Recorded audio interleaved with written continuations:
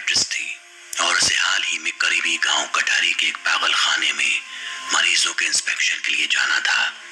हालांकि वो इससे पहले कभी वहां नहीं गई थी, लिहाजा उसे ये दौरा बेहद अजीब लग रहा था, मगर अधिकारियों का फरमान था। ऐसे में मजबूरन वो देर रात कटहरी गांव के लिए रवाना हो गई। रास्ता बेहद सुनसान था और चारों तरफ तन्हाई का आलम। कार ड्राइव करते हुए एंजेलिका बस उस गांव के नजारों को देख रही थी। तभी अचानक रास्ते के बीचों बीच एक शख्स नजर आया। एंजेलिका ने कस के ब्रेक मारा और गाड़ी घसीटती हुई पहियों के साथ रुक गई। वो शख्स दौड़ते हुए एंजेलिका की कार के करीब पहुंचा और उसे अपना परिचय दिया। भीम साहब, मैं राजू कटहरी गांव के पागल खाने में ही काम करता हूँ, आपको लेने आया हूँ। ठीक है, चलो, कहाँ चलना है?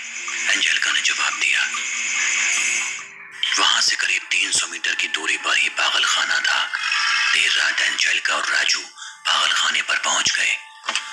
अंदर दाखिल होते ही एंजेलिका बड़ा खौफ महसूस करने लगी थी। अंदर का माहौल किसी जेल नुमा था। पागल खाने के अंदर पागल कैद में थे। आधी रात भी उन्हें चैन नहीं था। पूरा पागल खाना चीख से गूंज रहा था। वो रात जैसे तैसे एंजेलिका ने गुजार दी। अगले दिन पूरे पागल खाने का इंस्पेक्शन किया गया। इंफ्रास्ट्रक्चर सहित बाकी चीजें बिल्कुल ठीक थी, मगर मरीजों का बर्ताव बहुत अजीब था।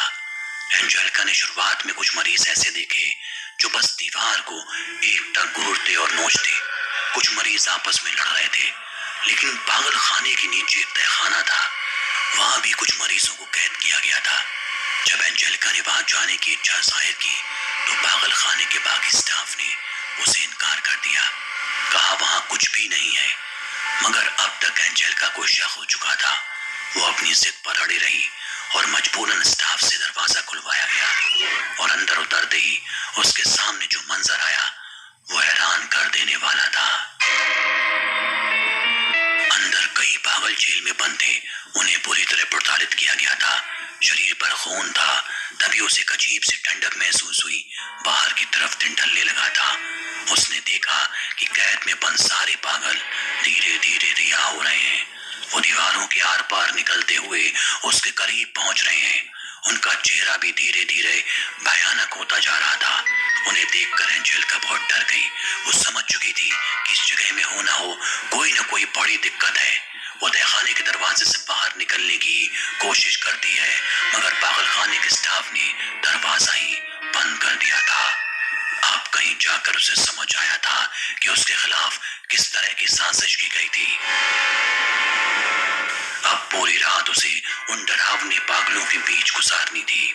उसने देखा कि पागल खाने में औरतें हवा में तैर रही थी। दीवारों पर छोटे छोटे बच्चे दौड़ रहे थे। कई लड़के अपने दांतों से खुद की खाल उधेड़ रहे थे और अपने मांस को चीर चीर कर खा रहे थे। समझ नहीं आ रहा था कि आखिर ये क्या हो रहा है। तभी एंजेलिका ने देखा कि तहखाने में एक दरीचा है जहां से चांद की रोशनी अंदर दाखिल हो रही है। एंजेलिका फौरन उस तरफ दौड़ी, मगर पीछे से सभी उसको पकड़ने के लिए भाग रहे थे। इसी बीच उसकी चमड़ी किसी धारदार चीज से कटकर खून रिसने लगी। तभी सारे पागल उस खून को चाटने लगे और यही मौका देख वो दरीचे को तोड़कर उसमें से कूदकर उस पागल खाने से आजाद हो गई। पूरी रात वो भागती रही, जंगलों के बीच दरख्तों के नीचे छुप गई और अगली सुबह उसकी आंख खुली। आसपास गांव के लोग थे। उन्होंने एंजेलिका को अपने ऑफिस पहुंचाया, जहां उसने अधिकारियों से बीती रात हुए उस वाकये को साझा किया। अधिकारियों ने बताया कि दरअसल वो पागल खाना कई साल पहले आग में जलकर खाक हो चुका है, जिसमें कई मरीजों की मौत हो गई थी। लेकिन जिस पागल खाने के इंस्पेक्शन के लिए तुम्हें जाना था वो तो यहाँ से काफी दूर है।